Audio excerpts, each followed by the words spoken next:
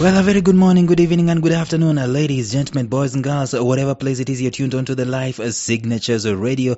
Thank you so very much. We are in the middle of a series which we started 3 days ago.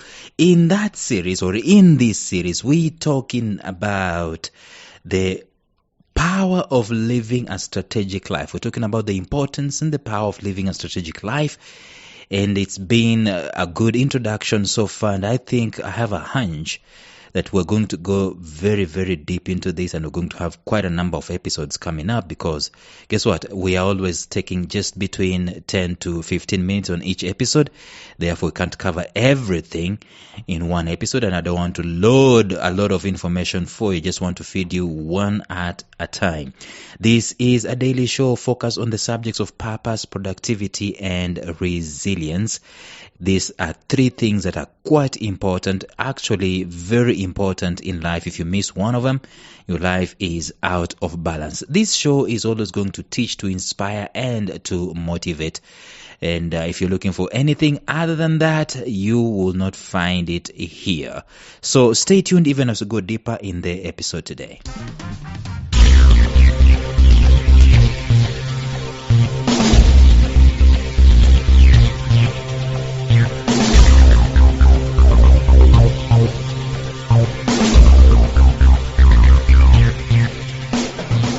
Welcome to the Life Signatures podcast with Lawrence Namale.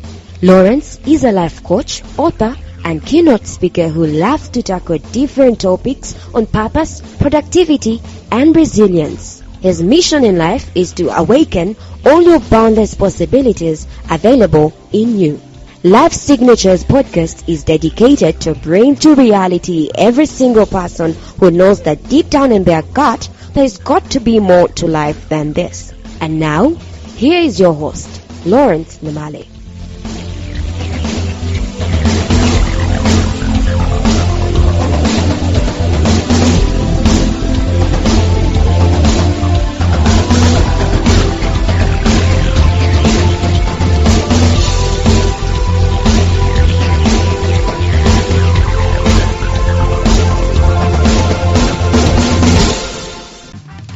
So as you might have known from the introduction, we are talking about living a strategic life. What is the overriding topic? What is the big topic? The big topic is, what does it mean to live a strategic life, and why is it important? We're going to go into the nitty-gritties of that. And yesterday I caught myself saying that I've got to talk about something small.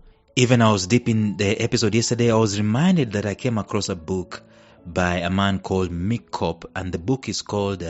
the title of the book is The 7 C's of Consulting. And in that particular book, as I started reading it, he mentioned something very particular, very strategic, very important, something that I could easily identify with. And it's the word short-termism. And I want us to, in the episode today, maybe tomorrow, and the other days that are going to follow, to focus on the idea of short-termism. Maybe we can just finish it today, but let's talk about short-termism so that we can contrast it with what it means to live a strategic life. Again, before we can go there, this sounds like it's a corporate podcast or episode or message.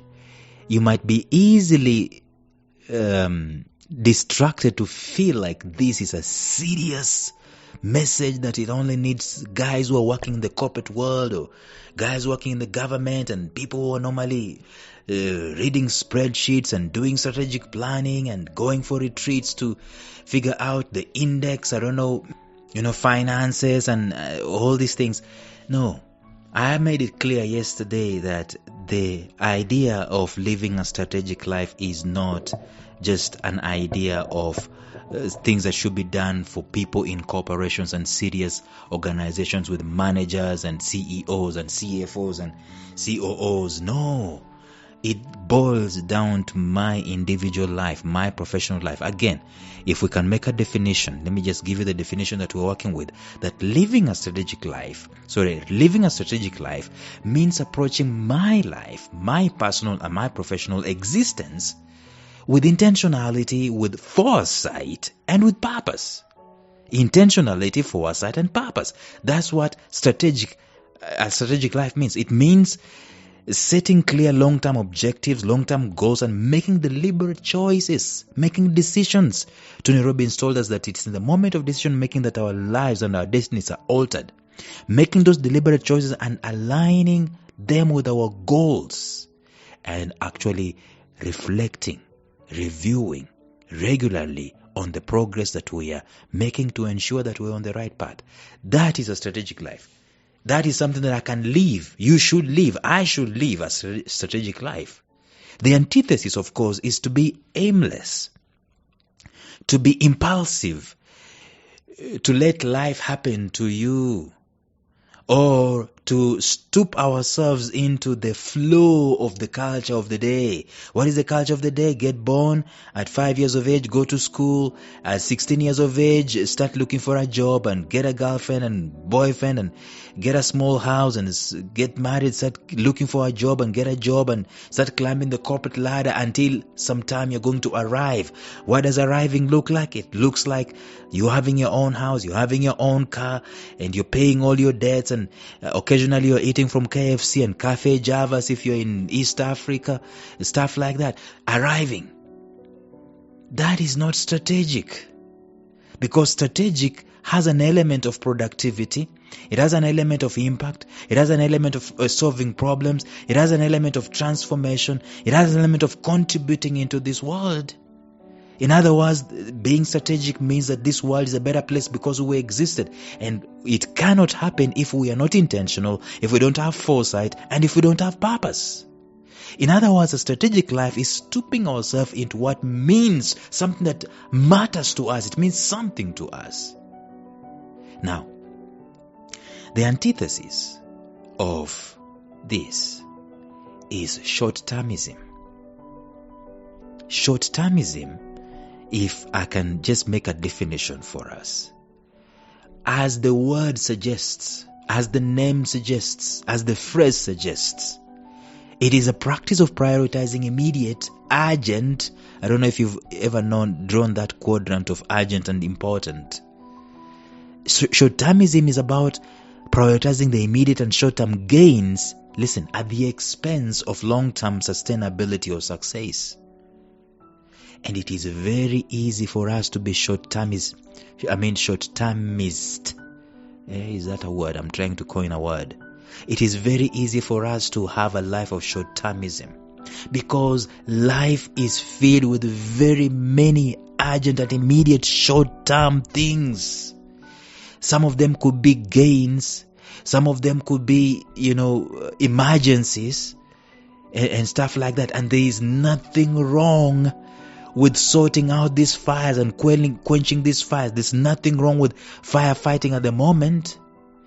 If at all we have a strategic objective, a strategic focus in life.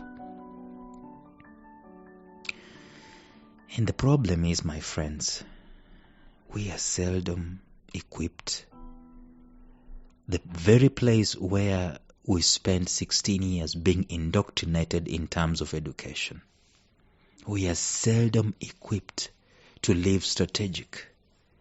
It is always medium term, immediate term. It is always short-termism. It is always focus. The long-term focus that education, formal education gives us is about survival, making it in life.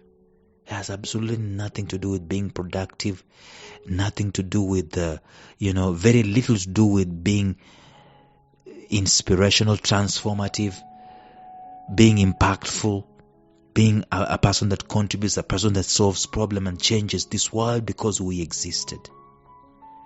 That is what short-termism is all about. It often leads to decisions that seek quick results. But it overlooks, for the most part, it overlooks broader lasting benefits. We don't think long-term. We don't have goals in the 5-year range, 10-year range. And I know there's a big guru that say that, you can't know what's going to happen in 5 years. So what's the point of setting a 5-year goal? Let me tell you something. You don't know. That's why you're setting the goals. Because the other way of existing is to live without those goals. And you can't achieve nothing extraordinary or strategic without these goals. And I'm going ahead of myself. In the corporate environment, for example, let me just give you an example of short-termism. In the corporate environment, companies can focus on quarterly profits, right? And please shareholders, and cut essential research and development that needs to be spent. I've seen this a lot. I've seen that especially the thing that they normally cut budgets on in the corporate world is HR-related costs. Don't train them. Let's save money on training. They start by cutting HR money. That is short-termism. Oh, we can't pay salaries. Let's cut the HR budget. Or you go out to have fun somewhere. I don't know where you guys normally go to have fun, right? A retreat. But the budget on drinks and booze and entertainment is greater than the budget you've spent. You've allocated to the guy who's going to come and teach you or inspire you or motivate you. I've been there. I've been a victim. The amount of money that they pay the quote-unquote motivational speaker is equivalent of a bottle of whiskey or a bottle of wine. It's short-termism. You ignore environmental and social concerns, leading to long-term issues like weakened competitive position or loss of customer trust. You ignore pleasing the customer. You have that short-termism kind of a setup. You ignore pleasing the customer, even if it costs you. And you let the customer badmouth you all over the place. And in the long term, you lose not just that customer, but you lose clout. We've been talking about, in this podcast, there's a time we talked about reputation. And reputation sometimes is lost because of short-termism. Okay. In the area of personal finance, I might choose to spend money on immediate luxuries such as expensive vacations or gadgets, buying a treadmill at home or something which I'm not going to use, instead of saving for retirement, for insurance, instead of putting money in unit trust or education or other emergencies which can lead to financial difficulties in the future because I'm short-termist. In terms of my health choices, I might prioritize instant gratification such as indulging in unhealthy foods or not maintaining a balanced diet or not exercising. Why? Because I want to rest right now. I'm being short-termist at that particular moment. I'm not being strategic. So the guy whom you see out there jogging, that guy might be strategic than you. Even if the lady you see there is overweight, you see her out there, she's overweight and she's hardly even walking, but she's in a kit and she's trying to do exercise. She's being strategic. There are different aspects of short-termism that I'm going to talk about tomorrow and even as we close it. But just know that it's the antithesis of being strategic. To be strategic is to think long-term. To be short-termist is to think now. Like that American prayer, God, give me patience and I want it now. Right?